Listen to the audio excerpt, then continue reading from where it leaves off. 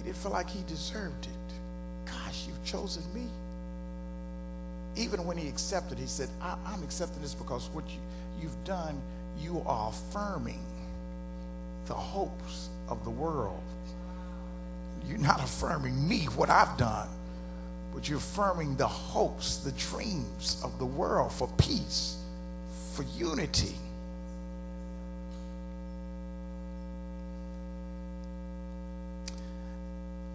Some people who got it going on, unfortunately, have to be humbled.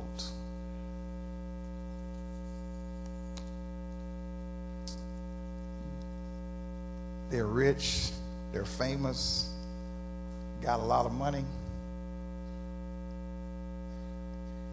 they got it going on, and then they have to be humbled. They have to be humbled by their failure, humbled by adversity, humbled by circumstance. Ask Tiger.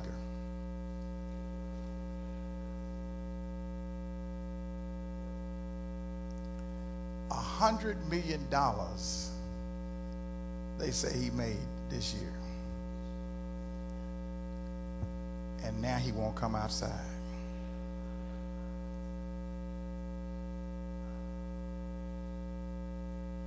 Ask Michael Vick.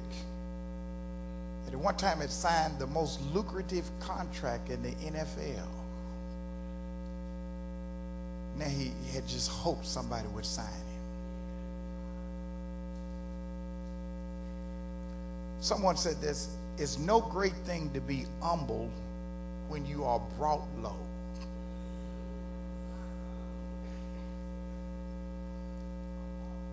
But to be humble when you are praised is a great and rare attainment. Come on, look at your neighbor and say, don't be humbled to become humble. Be humble be humble. Be humble to rise to your greatness. Are y'all all right with that?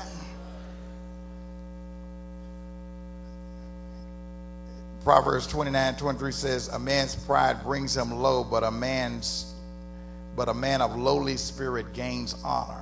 God is in the business of raising up people who are humble. And he's in the business of letting people who got the big head, who think that they are God and think they don't have to answer to anybody, think they know everything, think they have everything, think they can do anything they want, say anything they want. He's in the business of letting them fall.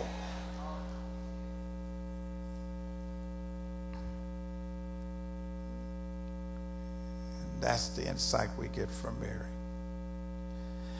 Mary did something else which was interesting. After personalizing her praise, she then generalized her praise. I'm just going to go over those things. In her generalization, she reveals her understanding of God, her understanding of the scriptures, her faith.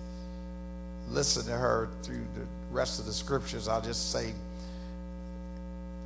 as she sang about God, here's what she said about God. He's merciful to those who reverence him. He has performed mighty deeds with his arm. He has scattered those who are proud in their innermost thoughts. He has brought down the rulers from their thrones. He has exalted the humble. He has filled the hungry with good things and has sent the rich away empty. He remembers his mercy and fulfills his promises. Her whole song was about what God has done. Not just for her, but what God has done down through the ages. What God has done down through the ages is a perfect picture of what God will do in the future. So that ought to get everybody excited. I'm telling you, if you need mercy, he'll give you some mercy. He'll perform his own mighty deed in your own life, in your own situation. He'll exalt you if you're humble, and he'll get all those who think they got their foot on your neck and on your back. He'll bring them down low. He'll feed you if you're hungry. He'll give good things to you if you serve him. And he'll let the rich know that I'm a God of those on the bottom. I'm the God of those who are humble. I'm the God of those who will reverence me. I'm the God of those who will worship me. I'm the God of those who will serve me. I'm the God of those who will be obedient. I'm not looking for no proud, big-headed, arrogant, high-minded folk. Her song reveals that that she was a woman submitted to God's will. Come on, will you be submitted to God's will in your life? You know, she like I said, she may not even wanted the baby at that time. But she said, God, since you want me, I'll do it. And I liked it because she refused to brag. She refuses to be proud. She refuses to take credit. But what she did, she recognized the faithfulness of God, the power of God, the holiness of God, the mercy of God. Her song, like your song, should not be about you. It should be about God.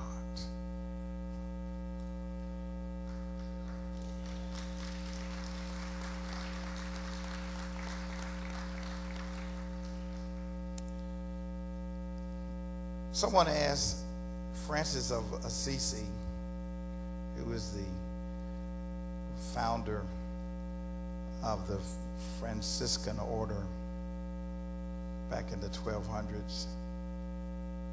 He was an old Catholic deacon, not known for much, but he established a whole order that really blessed many lives. He lived a life dedicated to poverty and simplicity. Someone asked him, how could you accomplish so much? You really were a nobody. How did you accomplish so much? He said, it may be that God looked down from heaven and said, where can I find the weakest, littlest man on earth? Then he saw me and said, I found him. I will work through him because he won't be proud. He'll see that I am only using him because of his insignificance. I want to ask you today, if God needed to birth a miracle in your family, could he use you?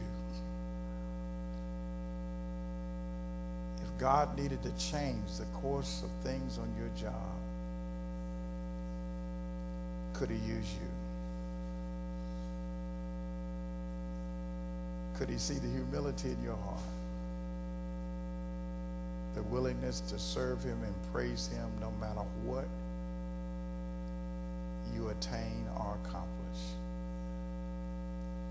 Because I'm telling you, that's the type of person that God uses. Would you stand to your feet?